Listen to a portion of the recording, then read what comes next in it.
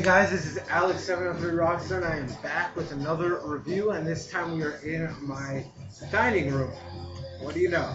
But it is time to review Paul Weller's Wake Up the Nation. Do not make up the nation. And you know, ever since Paul Weller turned 50, he's 53 now, by the way, he's been making some of the most ambitious music of his career, and arguably his most ambitious stuff, although Style Council might have something to say about that.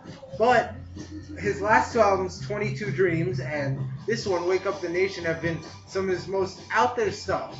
And you know, when hearing this music as you do right now, you may think, that's not so out there, I don't know what you're talking about, it sounds kind of like The Jam. And yes, it does. What I find that's interesting about this album is that it takes the elements from The Jam, all the energetic, all the punk influences, and combines them with the more out there stuff that he made with Style Council later.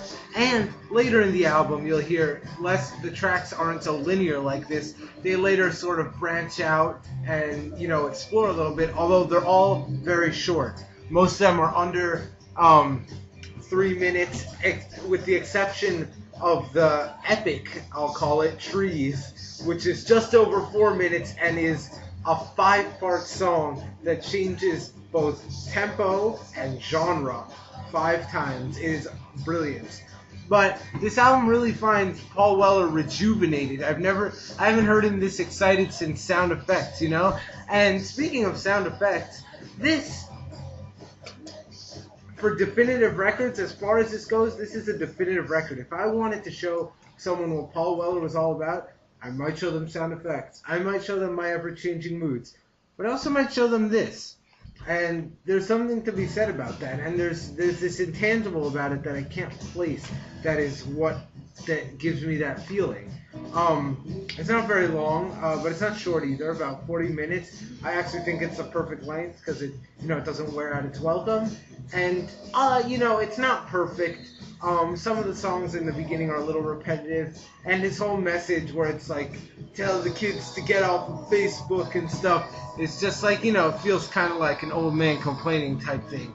But, other than that, I'd say this is a really good album. And what's interesting about this sound is that the producer, Simon Dines, what Paul Weller said about his production is that it was pretty much Simon Dines' idea and as to how the record would sound, and not Weller's himself, and he was just kind of there for it, which is interesting that the producer had that much control. And also, he worked with some interesting people on these records.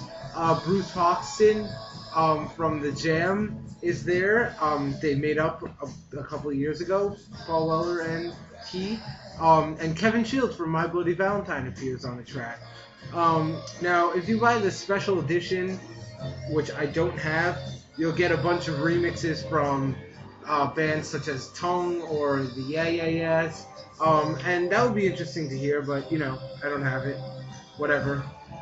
Still a fantastic album that pretty much defines Paul Weller's solo career, at least.